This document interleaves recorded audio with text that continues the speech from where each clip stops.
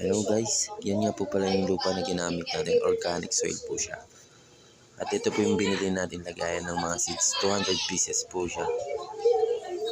Ito po yung lagayan kapag nilagyan na ng lupa. At yan pong mga tumubo po na yan, 2 days na po yan. Yan po ang itsura kapag tumubo na po ng 2 days. Yan po. Pechay po yan mga yan, lahat po yan pechay.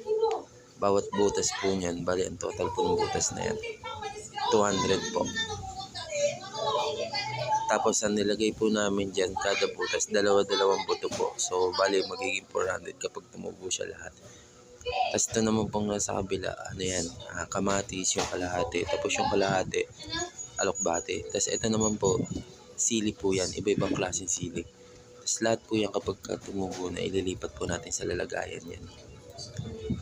Ito naman po, rambutan po yan. Yan, tumubo na rin.